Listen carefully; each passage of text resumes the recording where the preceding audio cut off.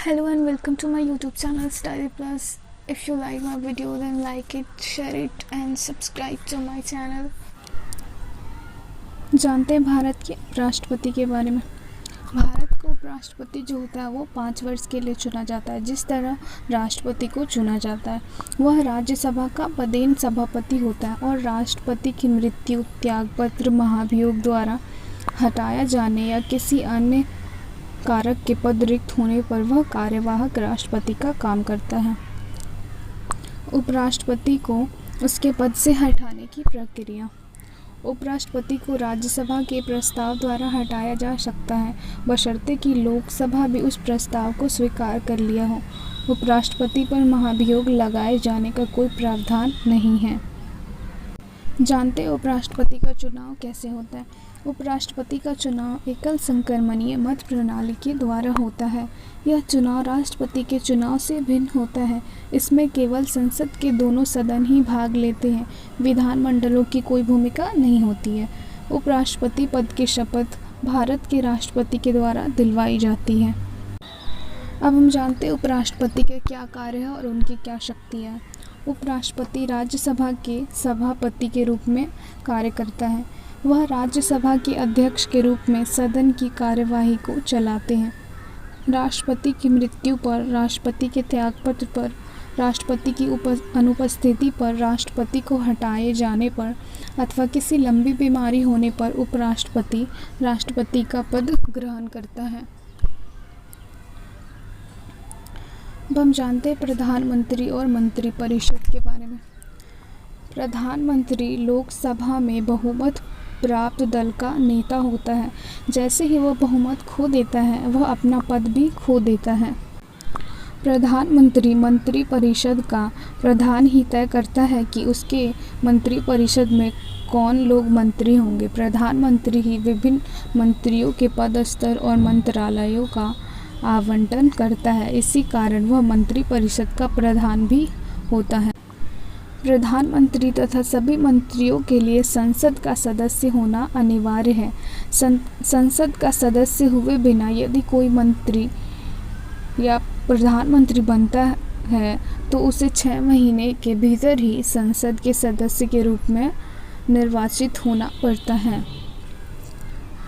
मंत्रिपरिषद का आकार कितना होना चाहिए। संविधान के 91वें संशोधन के द्वारा यह व्यवस्था की गई कि मंत्रिपरिषद के सदस्यों की संख्या लोकसभा या राज्यों की विधानसभा की कुल सदस्य संख्या का 15% से अधिक नहीं होनी चाहिए।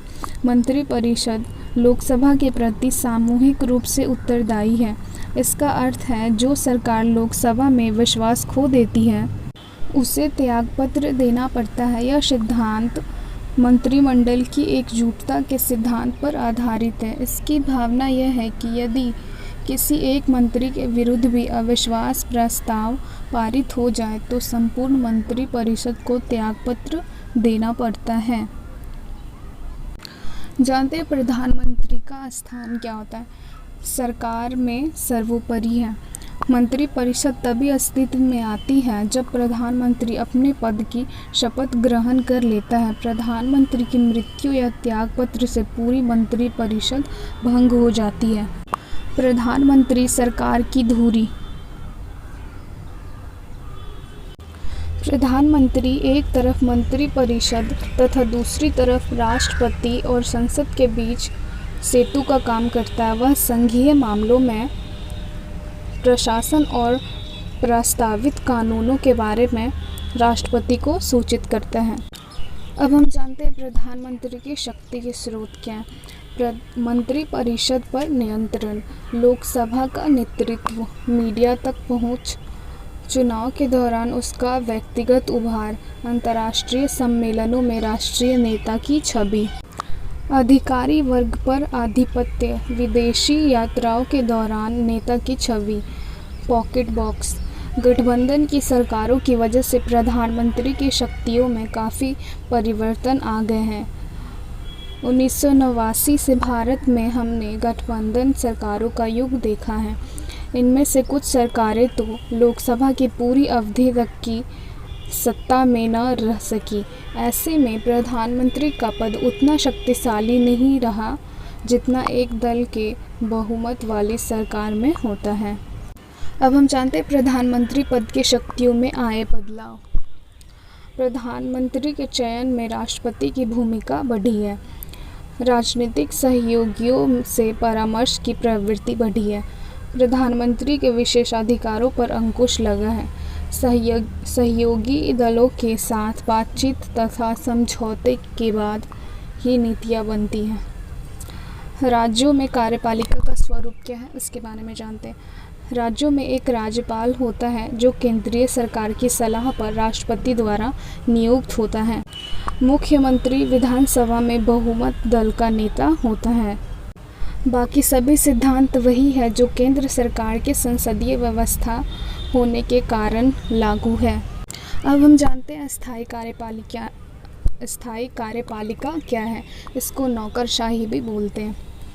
कार्यपालिका के मुख्यतः राष्ट्रपति, प्रधानमंत्री, मंत्रीगण और नौकरशाही या प्रशासनिक मशीनरी का एक विशाल संगठन सम्मिलित होता है।